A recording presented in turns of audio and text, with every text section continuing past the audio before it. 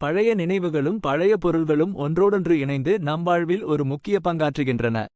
நினைவுகளை தூண்டும் பழைய பொருள்களை பார்க்கும்போது அவற்றோடு தொடர்புடைய நினைவுகள் நம் மனதில் தோன்றும்.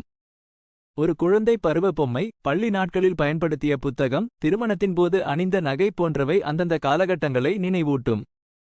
இது மகிழ்ச்சியான நினைவுகளை மீண்டும் அனுபவிக்கவும் கடந்த காலத்தோடு மீண்டும் இணைக்கவும் உதவும். கதைகளை சொல்லும் ஒவ்வொரு பழைய பொருளுக்கும் ஒரு கதை இருக்கும். அது எங்கிருந்து வந்தது, யாருக்குச் சொந்தமானது, எப்படி பயன்படுத்தப்பட்டது என்பதை அந்த பொருள் நமக்குச் சொல்லும். நம் குடும்ப வரலாறு, நம் முன்னோர்களின் வாழ்க்கை முறை, கடந்த கால சமூக சூழல் போன்றவற்றை பற்றி அறிய இது உதவும். உணர்ச்சிகளை தூண்டும் பழைய பொருள்கள் நம்மில் பல்வேறு உணர்ச்சிகளை தூண்டக்கூடும். மகிழ்ச்சி, சோகம், கோபம், நன்றியுணர்வு போன்ற உணர்ச்சிகள் எழுந்திடலாம். நம் வாழ்வில் நடந்த முக்கிய நிகழ்வுகளை நினைவூட்டும்போது இது இயல்பானது. அடையாளத்தை உறுதிப்படுத்தும் பழைய பொருள்கள் நம் அடையாளத்தை உறுதிப்படுத்த உதவும்.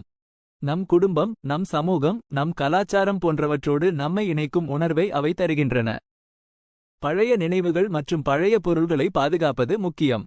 அவை நம் கடந்த காலத்தை மதிக்கவும், நம் தற்போதைய வாழ்க்கையை புரிந்துகொள்ளவும், எதிர்காலத்தை நோக்கிச் செல்லவும் உதவும்.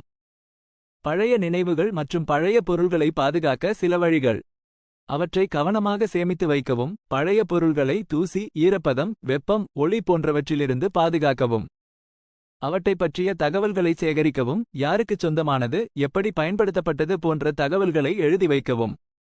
அடுத்த தலைமுறைக்கு அவற்றை கடத்தவும். உங்கள் குழந்தைகள் மற்றும் பேரக்குழந்தைகளுக்கு பழைய பொருள்களின் முக்கியத்துவத்தை பற்றி சொல்லுங்கள். பழைய பொருள்களை புதுப்பிக்கவும், தேவைப்பட்டால் பழைய பொருள்களை சீரமைத்து புதுப்பிக்கவும். பழைய நினைவுகள் மற்றும் பழைய பொருள்கள் நம் வாழ்வில் மதிப்புமிக்கவை. அவற்றை பாதுகாப்பதன் மூலம் நம் கடந்த காலத்தை மதிக்கவும், நம் தற்போதைய வாழ்க்கையை புரிந்துகொள்ளவும், எதிர்காலத்தை நோக்கிச் செல்லவும் முடியும்.